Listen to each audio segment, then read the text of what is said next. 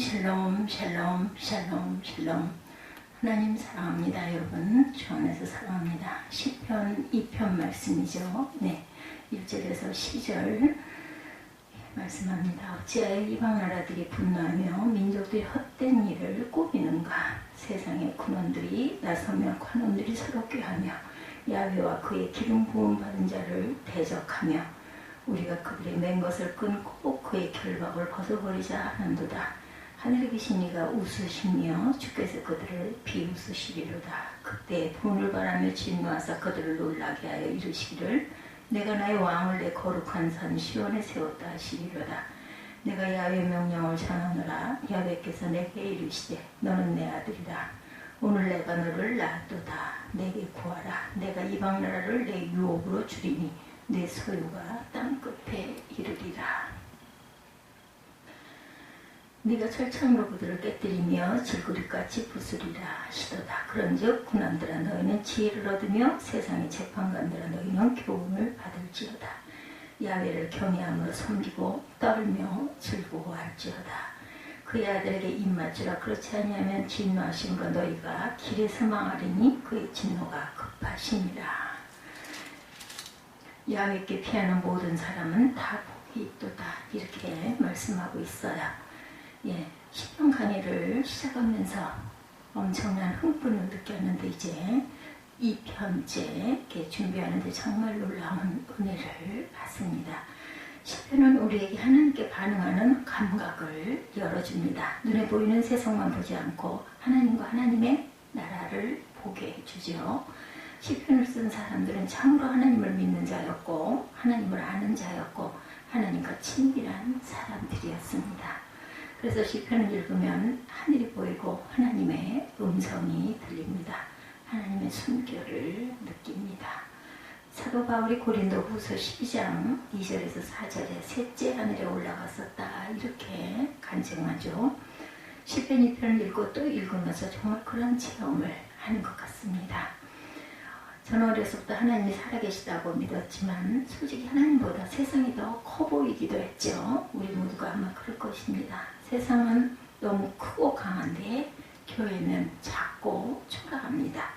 하나님이 정말 살아계시다면 왜 하나님을 믿지 않는 사람들이 저렇게 많으며 그들이 세상을 좌우지우지하는 것일까 하는 생각을 하기도 했습니다. 시편 2편에서 바로 그 문제에 대해서 말씀하고 계시죠. 1절에서 3절 보면 어찌하여 이방 나라들이 분노하며 민족들이 헛된 일을 꾸미는가. 세상에 분왕들이 나서며 관원들이 서로 꾀하여 야훼와 그의 기름 부음 받은 자를 대적하며 우리가 그들의 맨 것을 끊고 그의 결박을 벗어버리자 하는도다. 하나님을 부인하고 조롱하는 자들이 이 세상에 너무나 많습니다. 민족들이 게다가 한결같이 유력한 자들이 세상의 군왕들과 관원들이 하나님을 거부하는 이들이 세상 권력을 장악하고 있습니다. 세상 군대의 대부분을 지휘하고 과학 발전을 이끌고 학교 제도를 운영하며 정부를 이끌고 세계를 지배합니다. 그런 반면 하나님을 믿는 이들은 얼마나 나약합니까? 우리는 겨우 기도만 하죠. 순진하게 하나님의 말씀을 묵상합니다. 이렇게 해서 언제 세상을 변화시킨다는 것일까? 네. 초대교회가 핍박을 받는 이유는 예수님을 왕이라고 주라고 고백했기 때문에 핍박을 받기 시작하죠. 이것은 로마 제국에 있어서 반역죄에 해당을 합니다. 그냥 오늘날도 마찬가지죠. 예수를 왕이라고 고백하면 어디서나 문제가 생깁니다. 학교에서, 직장에서, 가족들 사이에서 우리는 심각한 조롱과 따돌림과 공격을 받게 되죠. 세상은 하나님을 믿지 않고 예수님이 왕이심을 조롱합니다. 네. 예 하면 상대도 안 해주죠. 무시합니다. 그래서 정말 야망이 있고 똑똑한 젊은이들은 교회를 떠납니다. 그러나 시편 우리 눈을 전혀 새롭게 열어준다는 것입니다. 4절에 보면 하늘에 계신 이가 웃으신다고 그래요. 주께서 그들을 비웃으시며 이렇게 말씀하죠. 시편은 이 세상 사람들을 보시면서 비웃으시는 하나님을 보게 합니다. 눈에 보이는 이 세상이 전부가 아니고 하나님이 계시고 하나님의 나라가 있음을 보여줍니다. 우리가 세상이 큰 것만 보지 말고 하나님의 나라가 얼마나 크고 광대한가를 볼 줄 아는 눈을 지니십시다. 최근 우리나라에서 제20세계 정상회담이 열렸어요. 그렇죠? 하나님의 나라는 왕들과 대통령, 수상들이 통치하는 세상보다, 신문과 텔레비전이 보도하는 세상보다, 책, 핵 물리학자, 군사 전문가들이 쓴 두꺼운 책들이 묘사된 세계보다 훨씬 큽니다. 이사야 6장에 보면 이사야는 성전에서 기도하다가 영안이 열려 하나님의 보좌를 보고 고꾸라지죠. 고린도서 12장 4절에도 바울은 성령에 의하여 셋째 하늘에 이끌려 올라갔어요.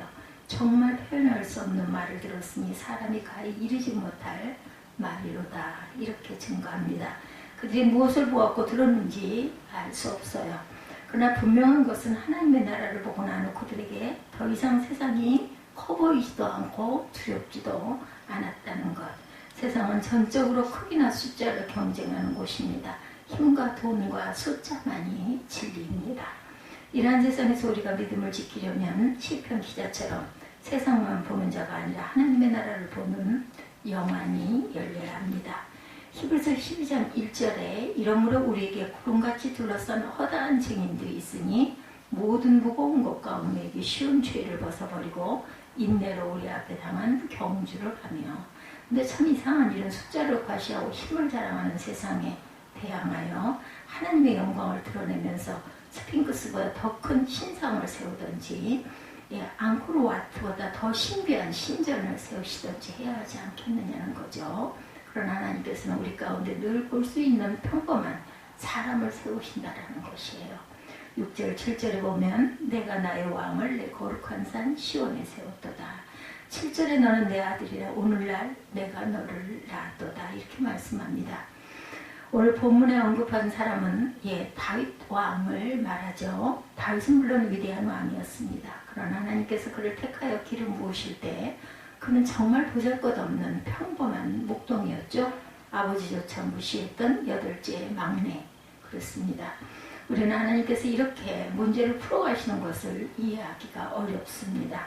지금 세상이 어떤 세상인데 하나님 참 답답하십니다. 이스라엘 백성들 주위에는 장엄한 신전과 무지무지한 군대들과 거인, 상인들, 거대한 도서관들을 뽐내는 세계 열강들이 둘러싸여 있었습니다. 그러나 하나님께서 이스라엘 백성들이 거대한 신전이나 신상을 세우는 것을 철저히 금하셨습니다. 우상을 만들지 말라. 하나님께서는 오직 사람을 선택하여 세우셨어요. 그리고 그를 통하여 하나님의 존재와 통치와 영광을 드러내게 하십니다. 예수께서도 조직도 만드시지 않고 건물도 세우지 않고 책도 쓰시지 않고 오직 제자 12만 세우셨죠. 하나님께서 이렇게 하신 것은 하나님의 전략이 있으시기 때문입니다. 예수 그리스도시죠.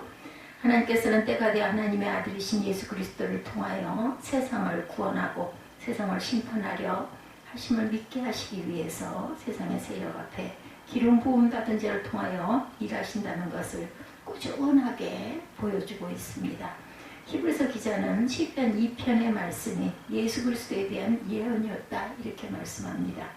예수님께서 세례를 받으실 때 변해산에서 계속하여 하나님께서 너는 내 아들이라 이렇게 말씀하셨어요. 하나님께서 하나님을 대적하는 세상에 하나님의 영광을 드러내시려고 택하신 방법이 그리스도십니다. 다윗 왕은 그의 표죠. 그러나 예수 그리스도께서 이 세상에 오신 지 2000년이 지났지만 여전히 하나님을 부인하고 대적하는 사람들이 엄청나게 많은 것은 무슨 까닭일까? 이런 의문이 생기지 않으십니까? 예수님을 믿는 성도들이 할 일이 있는 것이죠. 하나님께서 불신 세상과 열방에 다윗을 세우신 것처럼 지금 이 세상에 예수님을 주로 영접한 성도들을 세우시는 것이죠. 저는 시편 2편을 묵상하면서 12절에 그의 아들에게 입맞추라 이렇게 말씀에 사로잡혀 있어요. 한 주간 내내 이 말씀이 제 머리에서 떠나지 않습니다. 그의 아들에게 입맞추라. 아멘. 입맞춤이란 우리에겐 익숙하지 않은 풍습일 수도 있습니다. 입맞춤은 우리에게 사랑하는 연인 사이나 부모 자녀들 사이에나 허용되는 일이죠. 그러나 한 가지 분명히 깨달아지는 것은 예수님을 믿되 비인격적인 신으로 믿지 말고 실제로 만나고 사랑하고 친밀한 교제를 해서 하나가 되라는 것이죠. 이런 성도들을 통해 세상에 하나님이 증거됩니다.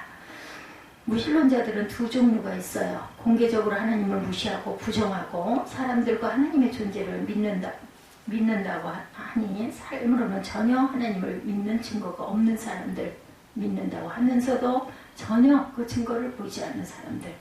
디도서 1장 16절입니다. 그들이 하나님을 시인하나 행위로는 부인하니 가증한 자여 복종하지 아니하는 자여 모든 선한 일을 버리는 자니라. 안타깝게도 많은 그리스도인들이 바른 믿음으로 살지 못했어요. 계시록 3장 1절에 내가 내 행위를 아노니 내가 살았다는 이름은 가졌으나 죽은 자로다. 예수를 믿고 세상 두려움이 없어지셨습니까, 여러분들? 세상 염려가 다 없어지셨습니까? 우리의 믿음은 표정에서 알 수 있습니다. 어디 믿는 데가 있으신가 봐요. 이런 얘기들 많이 하죠. 야, 느긋하고 어떤 일이 있어도 겁내지도 않고 두려워하지 않으면 저 사람은 어떤 믿는 빽이 있나 보다 이런 생각을 한다는 거죠. 예수님과 입맞추는 관계에 있는 성도여야 세상을 이기는 자가 되는 것입니다. 그러면 예수님께 입맞추라는 것은 어떻게 하는 것일까요? 여러분들, 영적인 예배를 드리는 것입니다. 실제로 야훼를 경외함으로 섬기고 떨고 즐거워할지어다 이렇게 말씀하죠.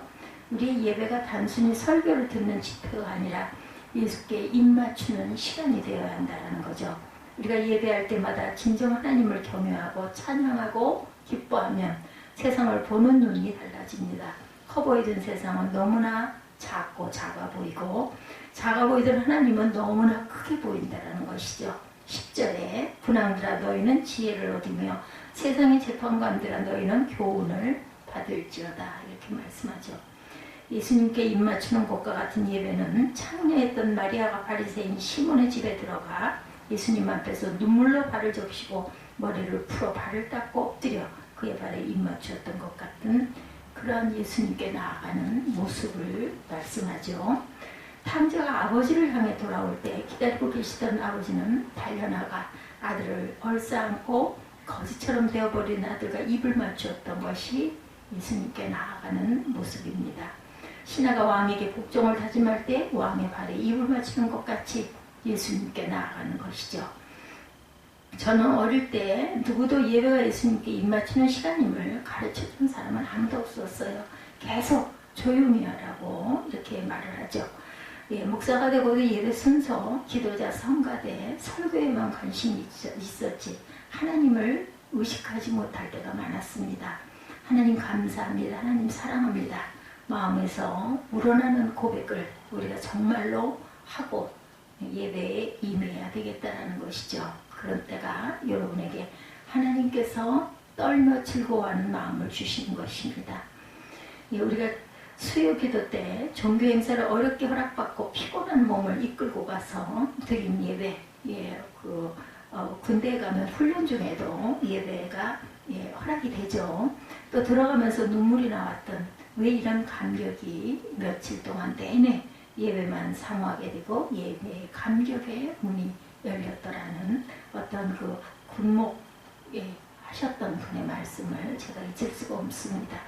이것을 깨닫고 예배 시간에는 하나님만 바라보았다라고 말씀하시더라고요. 제 자신이 진정으로 하나님께 찬양하고 감사하고 고백하고 귀를 기울이고 하나님의 은혜와 사랑을 누렸던 그 은혜를 잊을 수가 없다. 그랬더니 예배를 통해서 모든 힘을 얻게 되었다는 것이죠. 성도들도 힘을 얻습니다. 어느 젊은 목사님께서 자신의 교회 예배는 꼭 예수님 추도식 같다라는 고백을 한 것을 들었습니다. 예배는 예수님을 모시는 시간입니다. 예배 속에서 가장 중요한 것은 그리스도의 임재이라는 것이죠. Princess of Christ입니다. 이제부터 예배드리는 것이 우리의 주 목적이고 기쁨이 되어야 할 줄 믿습니다. 속회로 모일 때 예배드리는 것이 가장 큰 기쁨이고 목적이고 선교회로 모여도 예배드리는 것이 가장 큰 기쁨이고 목적이 되어야 한다는 것. 예배부터 간단히 드리고 이렇게 하면 안 된다는 거죠. 예배는 주님을 만나는 시간이고 하나님을 즐거워하는 시간입니다. 예배는 감사 헌금을 드리러 가는 것입니다. 마음껏 하나님을 찬양하러 가는 것이죠. 주님께 사랑을 고백하러 가는 것, 혼자도 좋지만 성도들과 다 함께 예배하는 것이 좋아서 모이는 것이죠. 예배 시간을 조금 더 길게 가지고 싶어하는 마음밭이 되어야 됩니다. 우리가 예수님을 이렇게 믿으면 세상에서 하나님의 영광이 드러나죠. 그러나 예수님을 친밀히 알지 못하면 두려운 일들이 일어납니다. 세상 사람들은 믿지 않지만 하나님 아버지께서 엄청난 일을 준비하고 계시죠. 그것은 하나님의 나라가 이 땅에도 임하고 있다라는 것이죠. 8절에 내게 구하라. 내가 이방 나라를 내 유업으로 주리니 내 소유가 땅 끝까지 이르리라. 이렇게 말씀해요. 이 일은 예수 그리스도의 초림과 재림에 대해서 말씀하고 있는 것입니다. 하나님을 대적하는 자들이 아무리 부인하고 무시하고 조롱해도 하나님의 나라는 장엄하게 이 땅 위에 임할 것이고 이미 시작이 되었습니다. 아멘. 구원받지 못한 자에게 마지막 심판날 무서운 공포가 임할 것이라고 하십니다. 9절에 내가 철장으로 그들을 깨뜨리며 질그릇같이 부수리라 하시도다. 12절에 그렇지 아니하는 진노하심으로 너희가 길에서 망하리니 그의 진노가 급하심이라. 이렇게 말씀하죠. 얼마나 무서웠으면 계시록 6장 16절에 산들과 바위에게 말하되 우리 위에 떨어져 보좌에 앉으신 이의 얼굴에서와 그 어린 양의 진노에서 우리를 가리라. 이렇게 말씀하실까요? 누구에게 이 진노가 임한다고요? 예수님과 입맞추는 관계가 아닌 사람들입니다.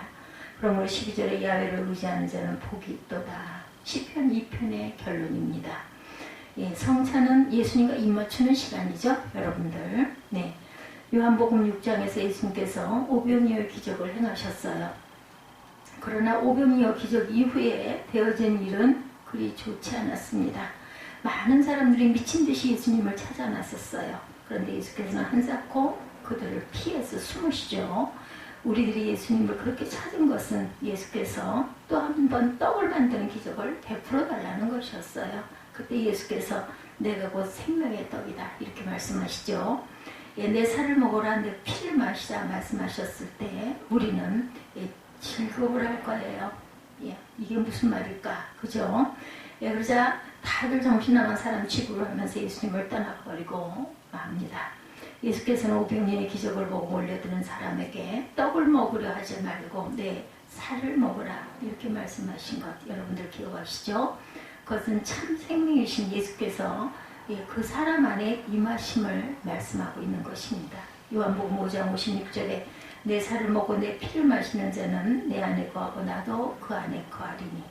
예, 성찬은 예수님과 입맞추는 시간이라는 것, 그리고 예수님께서 그 사람 안에 임하신다는 것을 말씀하시는 거죠. 요한복음 6장 56절에 내 살을 먹고 내 피를 마시는 자는 내 안에 거하고 나도 그 안에 거하나니. 성찬식은 예수님과 입맞추는 시간이라는 것, 예수님과의 온전하게 하나 되는 복을 누리는 것이라는 겁니다. 성찬의 떡을 먹으면서 예수님과 거룩한 입맞춤을 하는구나 이렇게 마음으로 고백하시고 느끼시기 바랍니다.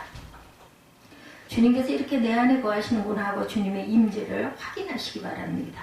예수님과 이처럼 하나가 되면 세상을 보는 눈이 달라집니다. 세상과 문제는 너무나 작아지고 하나님은 너무 커 보이죠. 세상 나라와 비교할 수 없이 큰 하나님의 나라를 보게 됩니다. 그러면 자신은 몰라도 사람들의 눈에 하나님의 영광이 드러난다는 것을 잊지 않는 저와 여러분들, 항상 하나님과 입맞추는 그런 예배가 되시기를 주님의 이름으로 축복합니다. 기도하시겠습니다.